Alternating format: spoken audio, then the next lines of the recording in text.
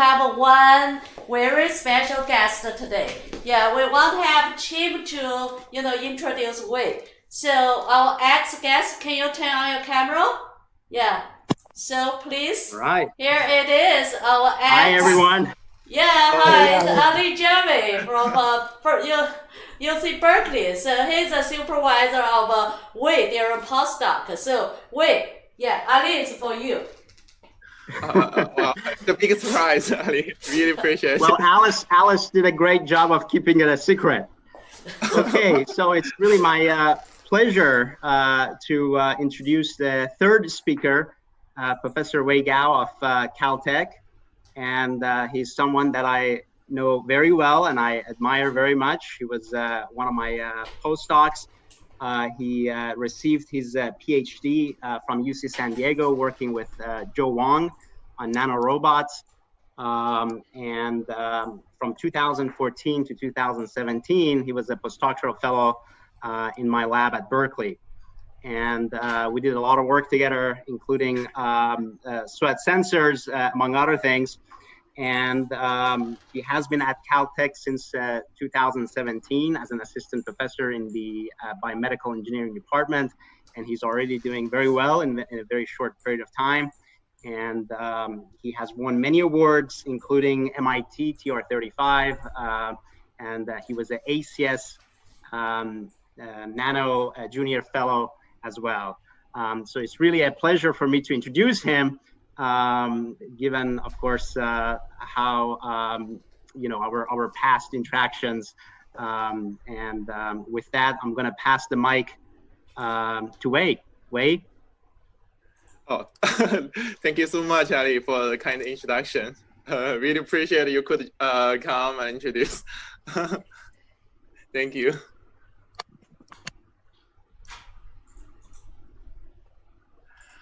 So, hi everyone. This is Wei Gao. As I said, I'm currently assistant professor of medical engineering at Caltech. And before I joined Caltech, I was a postdoc in Professor Ali Javi's group at UC Berkeley, where I started the topic of wearable sweat sensor. So it's wonderful today for me to share our research, both in my postdoc and in my current lab at Caltech. So wearable biosensors for personalized healthcare. So as we all know, wearables play a very important role in future personalized healthcare because they can continuously collect data from our body and tell us what's going on and what's going wrong in our health. But if you look at what's available right now commercially, we can find the Apple Watch, Fitbit, they can mainly track the physical activities of vital signs. Basically, these are quite useful, but they can still only provide very limited information about our health condition.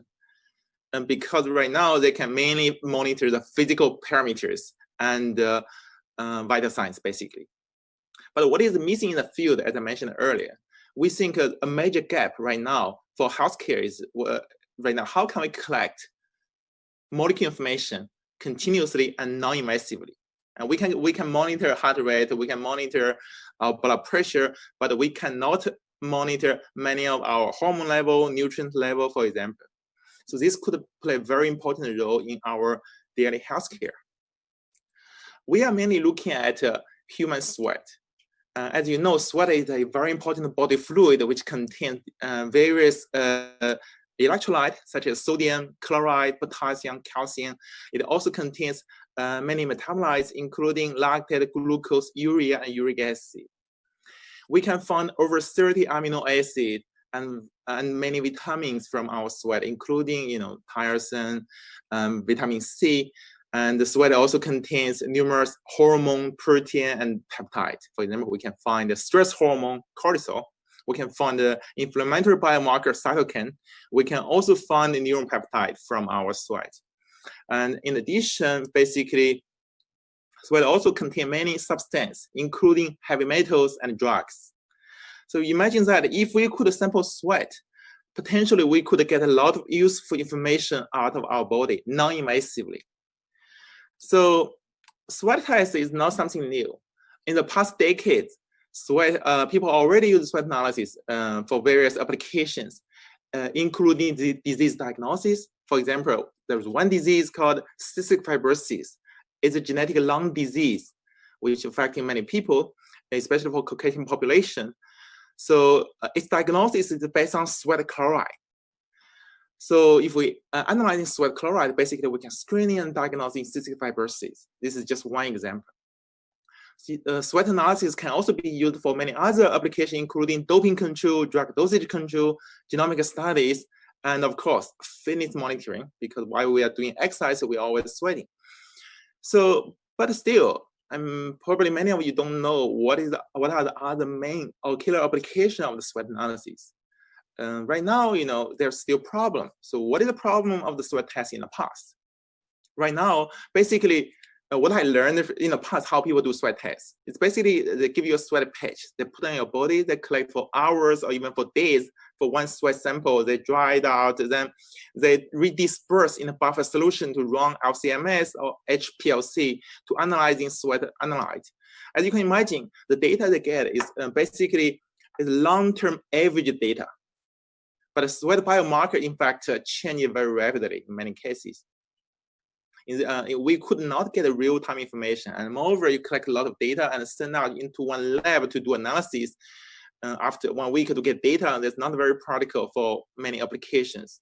So imagine that if we are able to develop a wearable sweat sensing platform, can continuously collect information from our sweat, we could use this information for real-time fitness tracking and for disease diagnosis and health monitoring.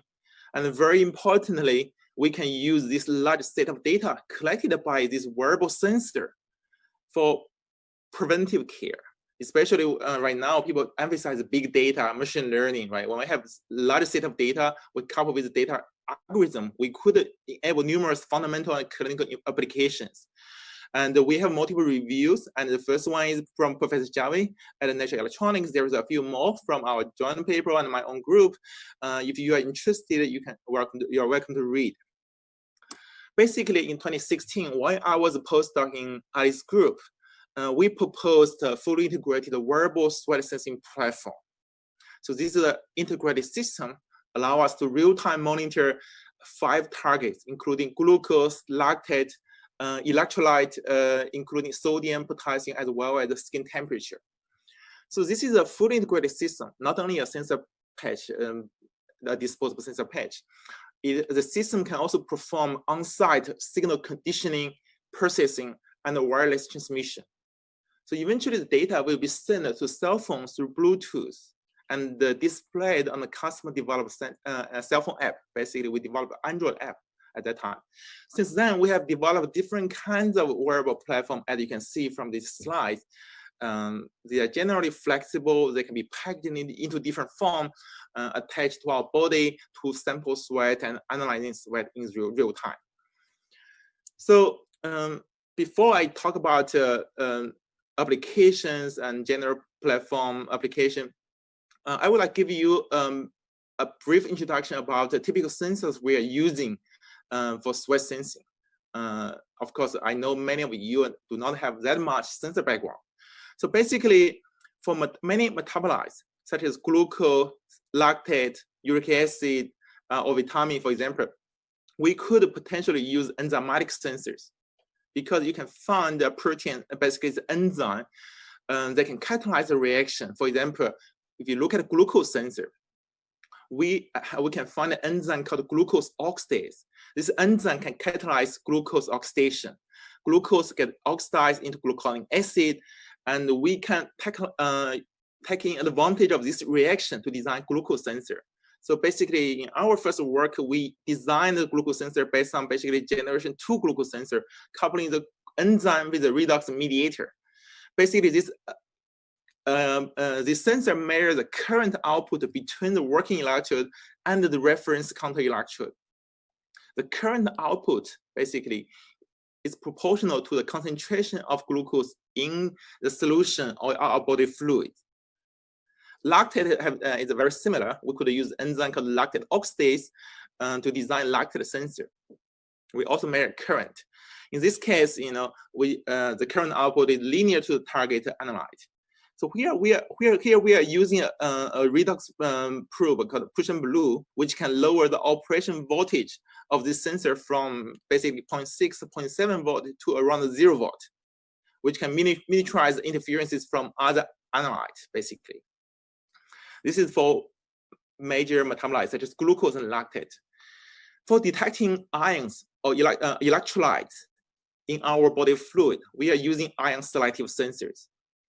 So here, for example, if we want to detect sodium or potassium, we are using ion selective film which contain ionophore in the membrane. For example, sodium, we're using sodium ionophore X.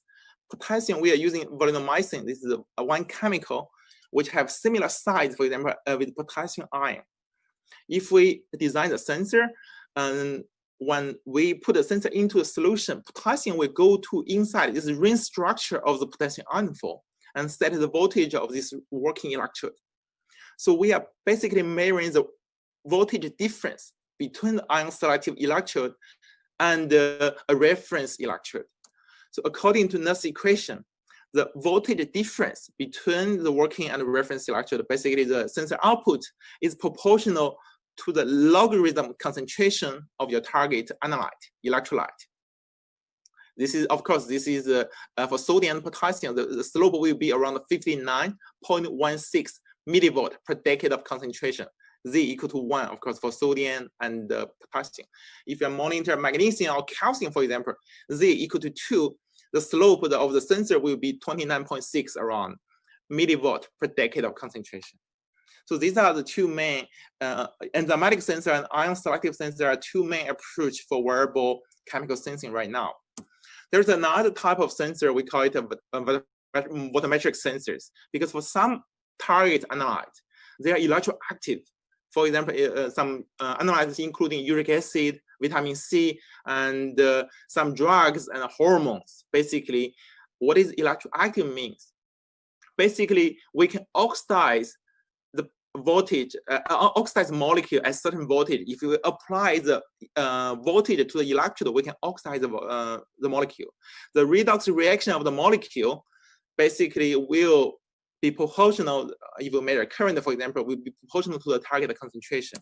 So for example, if we want to monitor uric acid, we can apply voltage. So uric acid will be oxidized at around 0.4 if we use a carbon electrode. The peak current is proportional to the target concentration. Similar case, we can monitor some drugs such as caffeine. These are basic sensing approach used for wearable biosensing. And as I said, we can package our wearable sensor into a wristband or headband form. We can wear this at our wrist or forehead, could be an arm or back as well. And during the physical exercise, we could continuously collect data from our sensor. This, as you can see here, this is the one typical curve. We can real-time monitor lactate, glucose, sodium, potassium. This is our cell phone app interface. Basically, you can see we can real-time read the target analyte concentration, and we can also check their progression profile over the past period. In the end, we can save the data to the cell phone or send the data to the computers through email. So based on this platform, as an expansion, we could apply this platform to monitor calcium and pH, for example. Because calcium is very important for kidney function monitoring and bone loss, of course. For the people on dialysis, actually, their calcium level is typically twice as high as healthy people. It means if we monitor calcium concentration, we could get potentially our kidney function information. So very similar to our previously demonstrated platform, we could apply our sensor to monitor calcium and pH. pH is very important because the calcium concentration, free calcium ion concentration, is actually depending on the pH. So by simultaneously monitor calcium and pH, we could get an accurate profile for calcium toward kidney monitoring. This is based on ion selective sensor, as I mentioned earlier. So another typical group of target we want to monitor is heavy metals. We are exposed to heavy metals every day through our water intake, such as through all like food intake. For example, if you like sushi, probably you will be likely to expose to a higher level of mercury. So the lead contamination, water contamination could influence our health dramatically. As you know, a few years earlier, you might know, the problem, the Michigan Flint, many children's health problems was affected because of the lead contamination in drinking water. So sweat is one of the major ways for us to detoxify the heavy metal from our body. If we monitor heavy metal in our sweat, we could get information about our heavy metal exposure. So heavy metal detection is different from the approach I mentioned, but very similar to volumetric sensor I explained earlier. Heavy metals, they are present in our body fluid in ion form. Their concentration is too low to use ion selective sensors. So we are using an interesting approach called stripping photometry. Basically, you apply a low voltage to deposit the heavy metal ions onto the sensor, basically to form this heavy metal film. After a certain time, you can strip the electrode with differential pulses. In this case, various metals will be oxidized at a specific voltage. Based on the current at a given voltage, you can know the certain heavy metal concentration. In this step is actually quite similar to electroactive molecule detection. So these are the applications, potential applications of using wearable sweat sensor. But some of you may have a question. What if, some people may ask, I often met this problem initially. What if I don't have exercise? Why I do exercise? What if for many patients, they cannot even do exercise, right, to get a sweat? So how will this technology still be useful?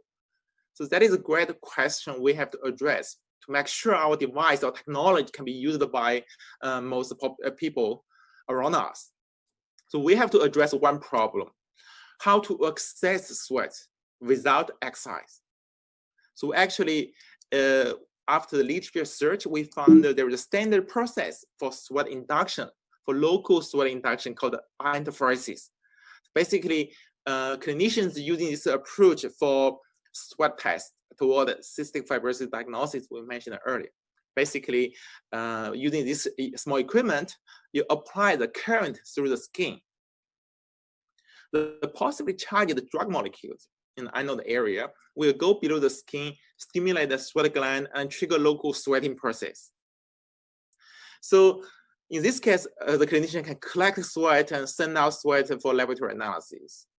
Inspired by this, can we move this platform into a wearable device, basically? We developed our new generation platform for on-demand sweat extraction and sensing.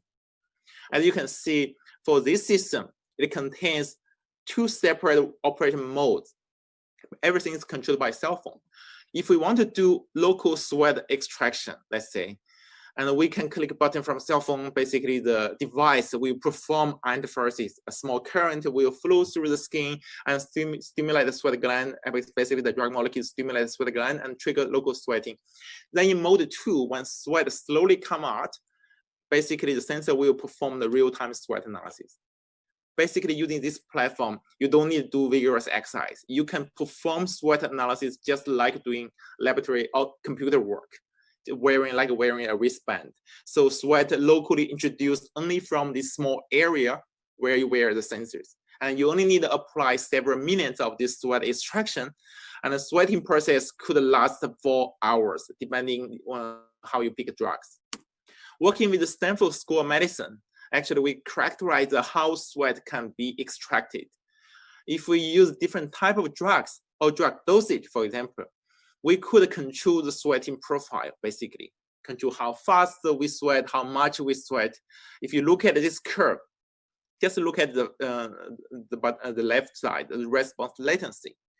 If we look at the red bar, pyrocarbon is one typical drug used for sweat test. If we apply interferosis with pyrocarbon, basically response latency is 240 seconds. That means after we apply this sweat analysis, basically 4 minutes, sweat will start to come out. Some people may say, oh, this is pretty long. If you want a shorter time, if you use acetylcholine, for example, this is another drug that can induce sweat much faster. After you apply the current, it takes only 52 seconds for sweat to come out. So this is much faster. Basically control the drug and control the dosage. We could also control how we sweat, basically.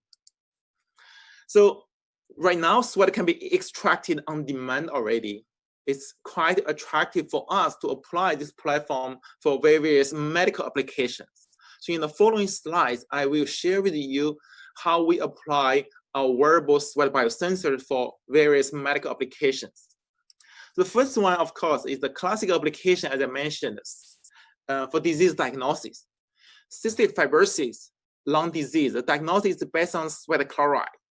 And in collaboration with the Stanford School of Medicine, we actually applied this on the healthy people and on the cystic fibrosis patients. And you see, I mentioned earlier, clinically, people collect sweat, send out to a lab to get analysis, which take around a week to get data. Using our device, we can monitor sweat sodium chloride from these both healthy people and patients. We can get the data within around 20-25 minutes, as you can see. If you look at the statistical information about the healthy patient, healthy subject and the patients, their sodium chloride level varies a lot. For the patients, their level generally higher than 60. For the patient, around 30 or lower. So basically, right now, the clinical standard for adult diagnosis is based on sweat chloride higher than 60. So we can say that our device can be used for screening and diagnosing CF in this case. This is a classic application. Of course, sweat sensor can do much more. I think the most important application for sweat application is really to use this wearable sensor to monitor our metabolic nutritional conditions. Because I think the most important application for wearables will be preventive care. Try to let us not develop diseases. But many diseases are caused by our lifestyle or food intake, as you know. For example, metabolic syndrome. Metabolic syndrome is a condition actually characterized by the insulin resistance, prediabetes, hypertension, low cholesterol level, HDL cholesterol level, and obesity, for example. Right now, it's affecting 1/3 of the population in the US for adults. I think around the world will be similar. The risk factor for this is, as I said, high blood pressure, high sugar, and abnormal, basically obesity and high uric acid level, for example. If we could monitor our metabolic and nutritional condition to actually give us warning, give us suggestion about which kind of food you should take, which kind of nutrients you should take, we could monitor our health and prevent us to develop health disease. And when you have the early sign for metabolic syndrome, for example, you could perform nutritional intervention. This is a big application for public health, we believe. And right now we are working with the UCLA Medical Center. For example, Professor Zhaoping Li, she's the chief of clinical nutrition at the UCLA Medical Center. We are working very closely to apply our sensors to monitor the very important nutrients and metabolites. Before we move to this application, I want to mention what I did at UC Berkeley. Of course, glucose monitoring, non-invasive glucose monitoring is always most important when you talk about biosensor. Everybody dream about non-invasive glucose monitoring, but right now there is no such good technology yet. And sweat sensor could potentially provide meaningful information about our body glucose level, and they can potentially monitor our glucose without accessing blood. So basically, we did some pilot study, and we, as you can see, for some subjects, actually, we can see very positive correlation between sweat glucose and blood glucose level. Basically, after you take glucose intake, you can see higher glucose level in both sweat and blood glucose level. However, this kind of correlation, many people have get a mixed result as well. I think what I want to say is really this wearable sweat sensor enable us to study the correlation between sweat and the blood biomarker level, can allow us to really monitor this non-invasively. Even the correlation eventually is not perfect, this will still provide a very informative information about our body metabolic concentration. So actually, before we published this work, I was contacted by a beekeeper in Texas. He wrote me an email. In his email, he was saying, oh, I'm a diabetic patient, and actually I really looking forward to use your technologies. And I clearly know that the bees like my sweat more than the others. That means as a diabetic patient, he believes his sweat is sweeter than others because the bees like his sweat. So right now, what we are doing is basically, majority of the metabolite and nutrients, they're present in our body, in our sweat at the trace level, basically micromolar or even lower. Right now, what we are doing is basically we develop a sensor, we modify the surface with the various nanomaterial and to detect the low level concentration of target. But this approach could cause a sensor could have bigger variation because we manually prepare all the sensors. So recently we presented an interesting approach, basically using laser engraving to fabricate this wearable sensor in larger scale toward metabolic and nutritional monitoring. As you can see here, by just simply using a laser engraving, a CO2 laser engraving, we can make a multimodal platform. Basically, we can engrave the beautiful graphene structure. We can monitor our skin temperature. We can monitor our heart rate, respiration. We could also use this very high performance graphene-based sensor to monitor trace level metabolite and nutrients. All we needed is a CO2 laser cutter. This could be very low cost. This work was led by my graduate student, Isabella Yang, and along with the visiting scholars, students Yu Song and Xiangjie Bo, actually. And you can see the beautiful graphene structure, very uniform. We can create this at a very large scale and extremely low cost. So we actually applied this platform to monitor our trace level nutrients. But before we mention that, I also want to mention using this laser engraving, as I said, we can monitor, we can create a physical sensor, we can create a chemical sensor, we can also create a microfluidics. We can engrave this kind of microfluidic channel that allow us to really sample sweat very efficiently from our skin. As you can see, one of the major problems for sweat tests people may have is, what if sweat evaporates? What if the old sweat come out? I mean, basically, when new sweat come out, it mixed with the old sweat, right? To address both problems, we need a very good microfluidic design. Basically, we did this multi-inlet microfluidic design that allow us to really sample sweat very efficiently. We can get a real-time, near real-time information with a delay around 2 to 3 minutes, I think. As you can see, our sensor have very good performance. If we scan for 15 minutes, all the sensors have nearly almost the same performance. When we do the flow test, the response is around 2 to 3 minute delay. So which is pretty good already for near real-time wearable sweat analysis on skin. In this case, we have minimized the influence from evaporation and contamination because the sensor is inside this microfluid channel as well. So we could apply this platform, wearable sensor, for metabolic monitoring. One specific application would be for gout management.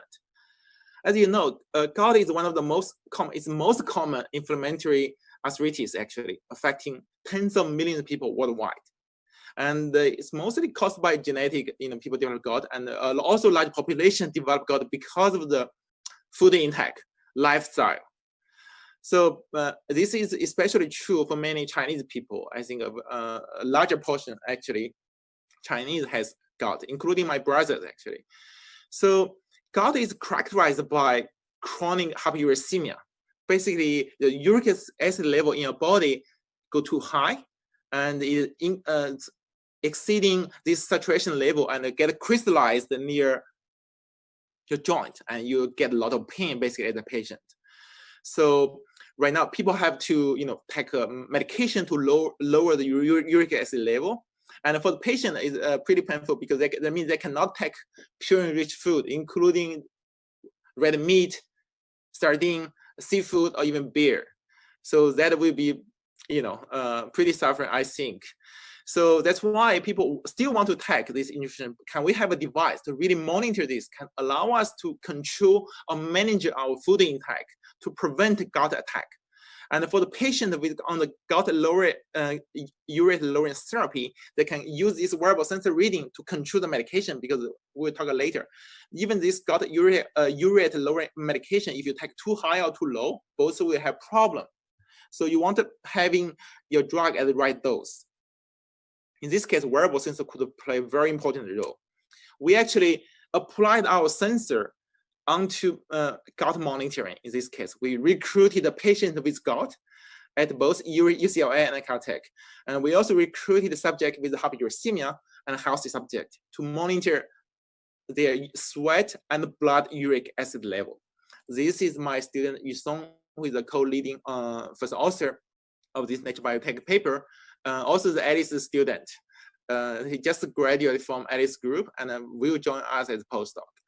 So we could continuously track both sweat and the serum uric acid level, as you can see, over 7 hours after you take pure food. You can see sweat actually follow closely the serum uric acid level. And if you plot all the data, we can get a very high correlation between sweat and the serum uric acid level. We can get is around 0.864. Remember that we could potentially introduce more calibration mechanism to improve this correlation later on. So right now we are working on basically monitor a number of other metabolic syndrome risk factors using our sweat sensor, working closely with our collaborators at UCL Medical Center. So the second application, this is already third, disease diagnosis and metabolic monitoring. The third one is really, what if I already have the disease? Can this wearable sensor help with disease management? Because the second part of metabolic monitoring is mainly on the prevention. So for the patient, they usually take a lot of medication. But as you can imagine, drug metabolism vary person to person. For the adults and for the children and for the elderly and for the young people, for the obesity people and for the senior people, they vary dramatically drug metabolism. In future personalized healthcare, basically the clinician will want to control the medication according to each patient, because every patient responds differently. Right now, you know, when we take the pill, you always say, oh, every day you can take 1 pill or 2 pills, but according, I mean, everybody is different, as I said, and especially for some drugs. Not all the drugs are important to monitor closely, but many drugs have very narrow therapeutic window. And what is therapeutic window means, as you can see, if the drug level, a certain type of drug level, if it's very high, as you know, you will have strong side effect. You will suffer from side effect. If the drug level is too low in your body, you don't get effective treatment. Basically, you want the drug level in your body stay in a safe window, and still basically the therapeutic window, you have most benefit, basically get effective treatment, but not that much side effect. So how to control this? Right now, people have to do LCMS, basically. You come to the clinic, you draw blood, and the clinician will send your blood sample into a laboratory to get the drug level. But this is only one point. The drug level change rapidly in our body. How to get how to study the pharmacokinetic, the pharmacodynamics, right? It's very challenging for rare disease, especially. So we could potentially use this wearable sweat sensor to monitor therapeutic drugs. Right now, we have a great collaborator at the City of Hope. We can monitor multiple different kinds of drugs in cancer patients. We did a lot of patient study already, but before we can do that, before I found the right collaboration, right collaborator, as I mentioned earlier, collaboration is very important. So what we can do is really monitor some drug we are taking every day, caffeine in this case, because we are drinking coffee every day, and caffeine is a drug. So we can use the caffeine as a model drug to really evaluate the potential of using wearable sweat sensor for drug monitoring. So basically, in this paper, we choose caffeine as a target because we can easily to design a human study, basically ask our subject drink coffee, 1 shot, 2 shots, 3 shots of coffee. You can monitor caffeine level in your sweat, and you could potentially see the pharmacodynamics of pharmacokinetics of this caffeine from your body. And basically, we designed the sensor based on differential pulse tomography, because caffeine is an electroactive molecule, as I said, voltammetric sensor. If we apply the voltage on the sensing electrode, we can oxidize caffeine at around 1.4 volt if we use the carbon electrode. So the caffeine peak, the peak is linear, peak current is linear to the caffeine concentration in this case. So if we apply this on a healthy subject, we can monitor the caffeine level in the body, how they change. As you can see, after you take coffee, basically in the first hour, the caffeine level in your sweat and in your body will increase and reach the peak at around after 1 hour. Basically, that's probably the time you feel the best. Then start to decrease. So this is a proof of concept demonstration of using this wearable sensor for drug monitoring. Of course, more important drugs, there are many more important drugs waiting us to develop and validate. We are working on that right now.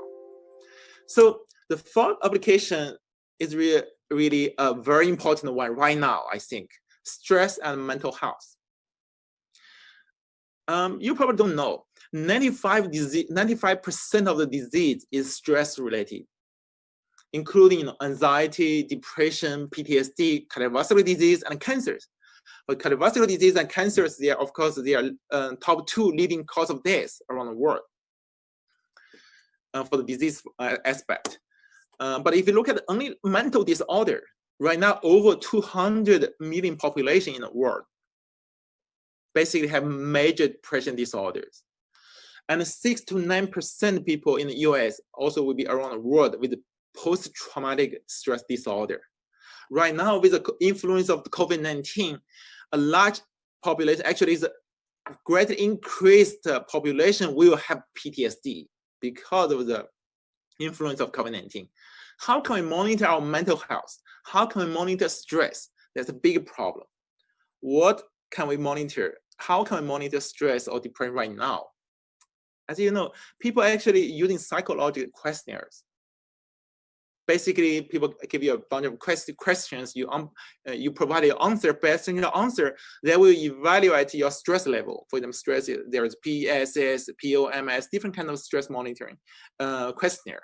For depression, there is PHQ-9, basically still based on questionnaire. For suicide, is also based on questionnaire. As you can imagine, if a person want to suicide, will this person tell the truth when they do the questionnaire, right? The probable answer is no. So these questionnaires are very subjective. So that's why people are working on using wearable sensor to monitor stress and depression. Right now, I think the majority of literature, they're based on the vital signs, including heart rate, blood pressure, but these are not very specific. As you can imagine, many health conditions could cause your heart rate change, not necessarily stress. So we are looking at interesting chemical biomarkers for stress monitoring. You know, one of the most important stress biomarkers is really a stress hormone, cortisol. Cortisol, basically when we experience stress, our brain will secrete cortisol, stress hormone, and this hormone will enter the circulation system. And the circadian, and basically the hormone level is actually reflective of your stress level. And very importantly, cortisol follow a circadian rhythm. Basically, everybody's cortisol is high in the morning and low in the evening. Every day fluctuates like this. The pattern of the cortisol, not only the value, pattern of the cortisol level is very important to monitor mental health and metabolic disorders. Basically, for depression or PTSD population, their stress hormone level actually have all pattern, circadian rhythm pattern have different shape compared to healthy people. Actually, diabetes patients also have different circadian rhythm pattern. So right now, how do people monitor stress hormone? Basically, people draw blood. But as you can imagine, when people draw blood on you, basically that will impose stress on you by itself. And many people are afraid of the blood draw, and blood draw is stressing, inducing even. So it is pretty attractive to get information about our stress hormone level non-invasively from the skin, especially using our sweat sensing technology. So we found a great collaborator at Cedars-Sinai and to work on the depression and stress monitoring. And my talented scholar, Rebecca and Jobin actually developed this platform, a wireless platform based on our laser engraved graphene structure to wirelessly monitor stress hormone in near real time, actually. So firstly, we have to look at how stress hormone actually correlated with our blood ones, right? To make sure this it's useful to use sweat as an alternative source for monitor stress hormone. We actually found that sweat cortisol have pretty high correlation with serum one, as you can see. Serum, saliva, sweat. Actually, sweat contains cortisol level a bit higher than saliva even. Saliva cortisol is already a well received biomarker for stress monitoring, and we are the first to characterize the dynamics of the stress hormone in our body. Actually, this is a healthy subject. We can monitor over 6 days. You can see their cortisol level fluctuates in the morning, always higher in the afternoon. This is a clear circadian rhythm of the cortisol level. And we can plot the correlation. We can find a very high correlation between sweat and the serum cortisol level. The R is around 0.87. So not only we build a correlation, it's very important to evaluate, can we really track this stress change or stress hormone change in real time or in close to real time? This is very useful to monitor human performance. We have designed a human study to verify this technology. So we actually designed 2 stressors. The first one is aerobic exercise. So when you do vigorous exercise, you will experience stress. So we can see that the subject stress level, stress hormone level increased rapidly while this subject is doing exercise. We did a number of subjects, as you can see, all increase very rapidly during the exercise. After they finish the exercise, the cortisol level decreased very quickly. So basically, it's pretty informative. We can catch the stress change during the exercise. Another way is really physiological stressor. What if, because typically you don't want to exercise to get stressed, right? When you want to monitor your normal state, we basically design another stressor, basically based on standard cold pressure test. Put your hand into ice water, you actually stress yourself out. It is a pen test, in fact. I was the first subject to do this study because I really want to experience how it feels before we recruit people. So the first time when I do this, all my lab members actually looking at me, making me even feel more stressful. Later on, I realized that because I feel really painful at that time, my hand.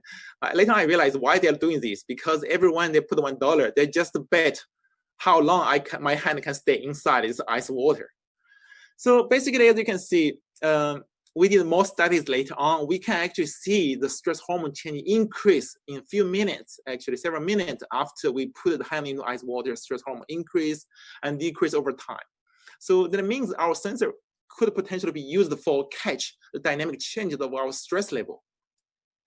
So the last example I want to give you is really how can we power future wearables? We talked about application, we talked about the sensors, but how about powering the wearables? Right now, people use batteries and people use near field communication. But as you can imagine, if you use battery, you need to recharge it. And in many places, actually, you cannot find electricity in developing countries, for example, to recharge your battery. And people also developed, using the commercially available near field communication technology to wirelessly receive or powering the signal. So basically, but near field communication, the problem is really you need to put your phone or device very close to each other to get a signal. That means, if you don't put it close to each other, don't put your phone close to your device, wearable sensor, you will not get a signal. So I think the real attractive source, of powering wearables really harvest the energy from our body. And as we are doing sweat analysis, we are thinking about, can we really using sweat to power your wearables? Basically, we achieved that. Using sweat lactic acid as a fuel, we can fully power our wearable sensor. As you can see here, we designed our lactate-based biofuel cells. Basically, using sweat lactate as a fuel, as a source of the power, we are using lactate oxidase. We can oxidize this reaction. By this redox reaction, we can get high power out of our biofuel cell, basically. And this biofuel cell power is high enough to power the whole system, including sensors, signal processing, and Bluetooth-based wireless communication. As you know, Bluetooth communication consumes a lot of power. It is basically the most power-consuming part of the wearable.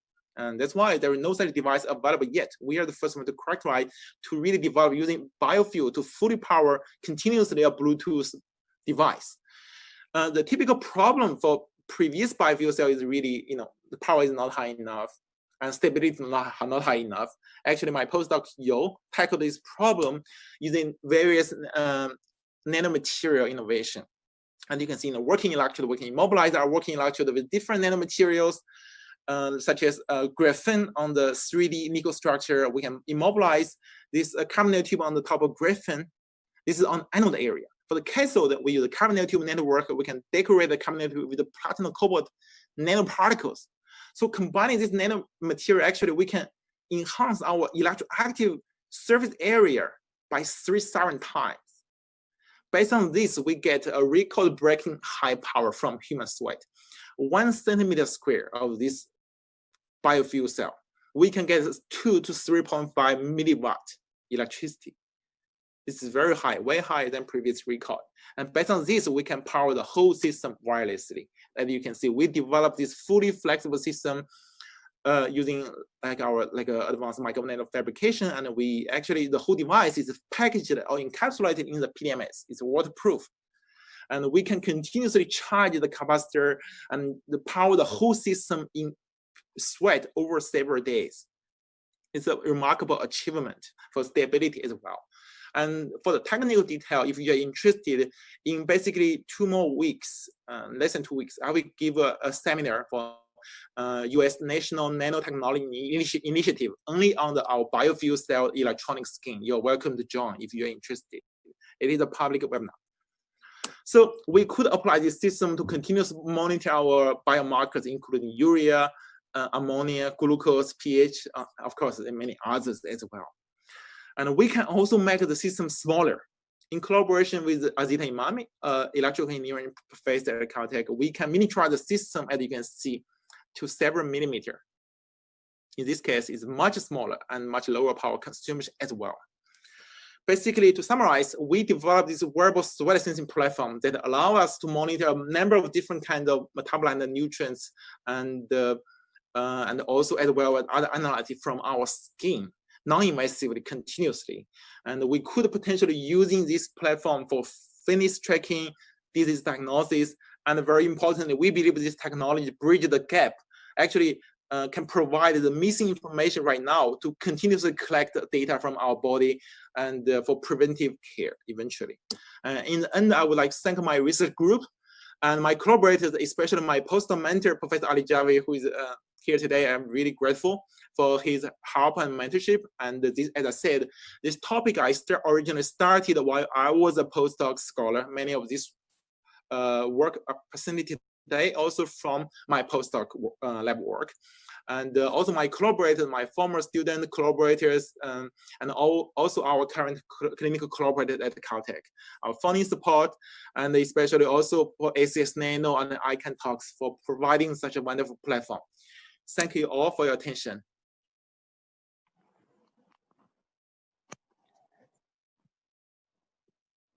Yes. Okay. Well, thank you very much for the great talk. So let me see if I can read it.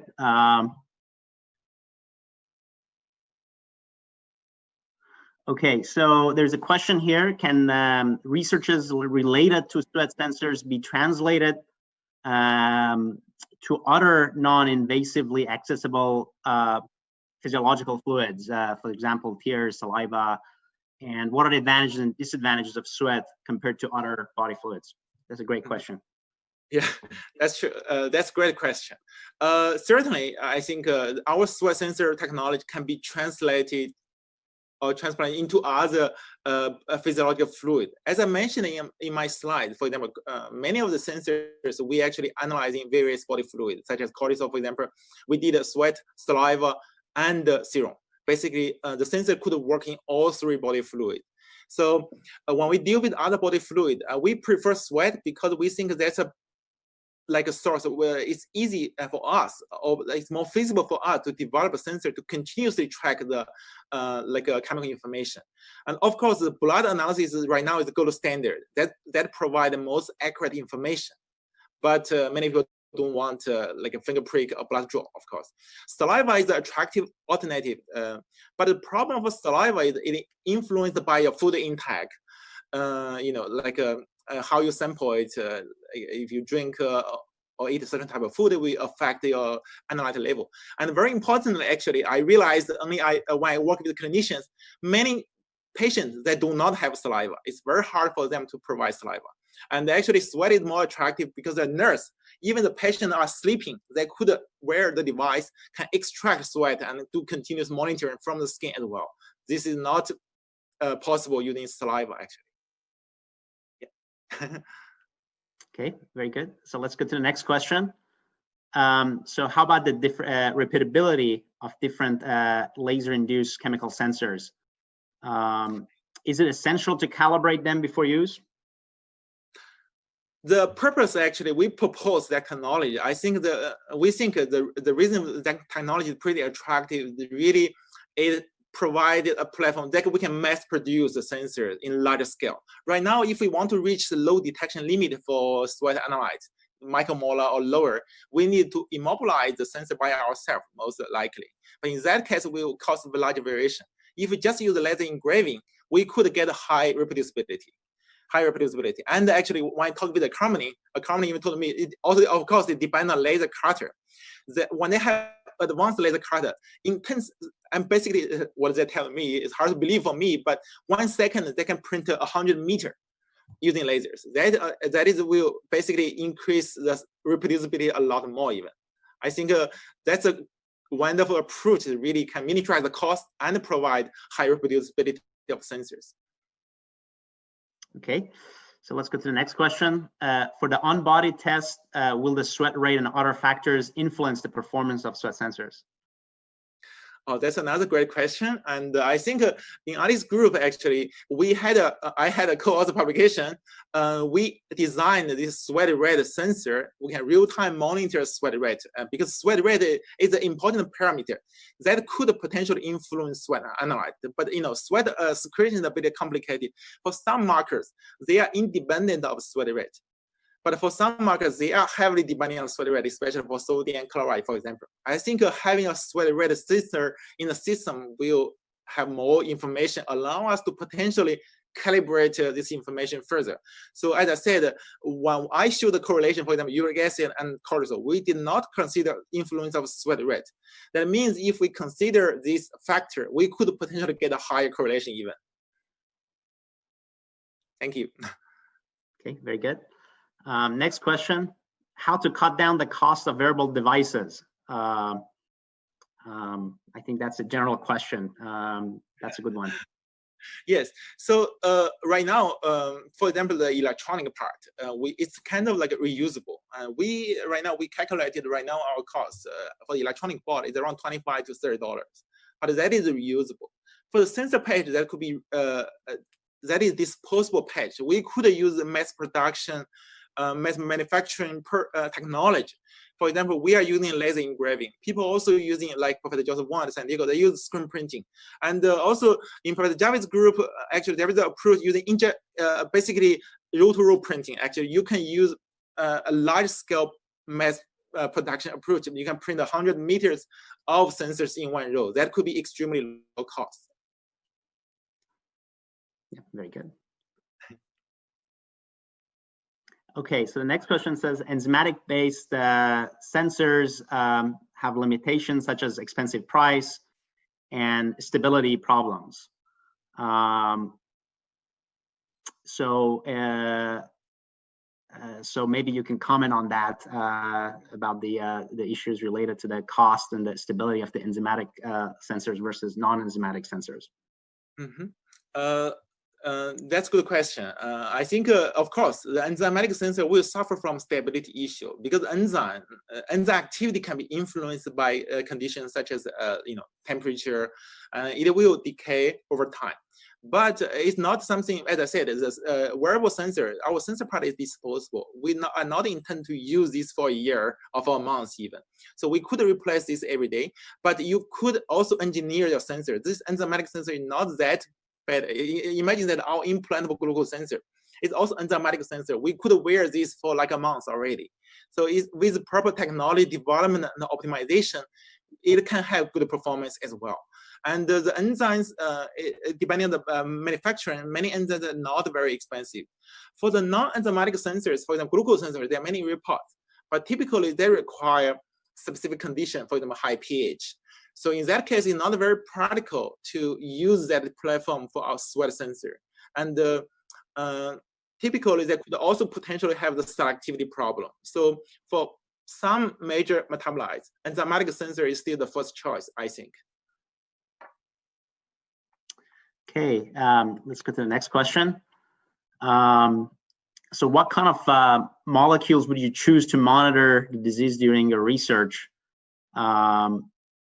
So I guess how do you choose and identify the type of molecule, and or the limitations of concentrations limit the choice of the molecule that you use? That's a great question. So that's basically come to how we start a project, why we start this project. So basically, I think, as I mentioned before this talk, I think it's very important to, since we are tackling the medical problem, it's very important to talk with the clinicians. I have several times, I want to develop one sensor. I think, look at literature, this is very important. This is a very famous marker. I would love to develop this one. But our collaborators said, this is not something clinically meaningful. Even it seems important, but the monitor is not as important. That's why we will look at the clinical need. So what will have more clinical role, basically, for us to develop? Then for a specific health problem, we could tackle the biomarkers based on current clinical needs. And regarding the concentration limit, I think, as I said, that's a bigger problem for biosensor, depending the target. And most of the target present at low level. It requires more technological or material innovation. So one platform, as we mentioned, with the laser engraving graphene structure that allow us to detect a few micromolar level and potentially lower. And we need further development if we want to develop a nanomolar or even picomolar level biomarkers. Okay, great. So I guess in the interest of time, let's stop here. And thank you very much, Wei, for giving an excellent talk, very informative talk. And it's my pleasure to present to you this certification from ACS Nano, giving this iCANX Rising Star lecture. And thank you also for the paper, the perspective article that you're going to be writing for us in advance. And thank you also for the support of the journal and the contributions over the years to ACS Nano. And with that, thank you very much. And I will pass it to Alice.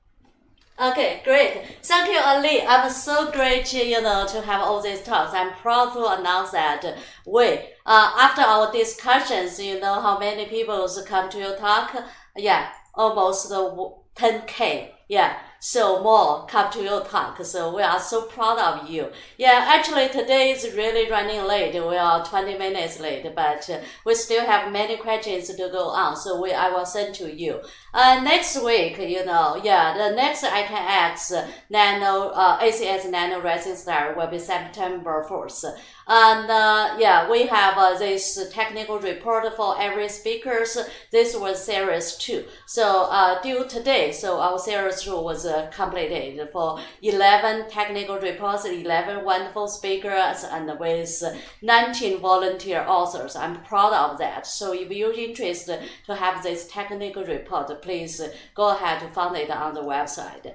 And our Mine 2020 is going on. Yeah, now the July 7th to 10th. So it's free for registration. To feel free to join us to see many more young scientists like we. Yeah. So next week our iCANX-Talks will come to a special day from Singapore. So 2 professors, Xiaodong Chen and Lim will deliver the talks, and we also will join us to be guest hosters. So if you have questions, be sure come to again to this iCANX-Talks. You can meet with again. And so next week we'll have another Chinese sessions is for the chips, for the IC chips. So this will especially focus on the smartphone. So what kind of chips in the smartphone? So we'll deliver that talk in Chinese. It's next Saturday. So join us if you're interested to know more about the phones. And now you see that we have these online talks, iCANX. We have many speakers here. I'm proud to say that Ali Jerry will join us too. So Ali, thank you for your support, and looking forward to your talk. And so that's the end of today. We see you next Friday. iCANX-Talks, Connect the World and the Universe. We're waiting for you every Friday. Okay, see you next Friday. Officially young now, according to ACS Nano. So. Exactly. Yes. Thank you so much. See that we're all young because this was ACS Nano Rising Star stage. You know, not only three of you, Thank three you of very us much. was Yeah, also well, thank feeling you. very young. At least immature. I'm still here. Yeah.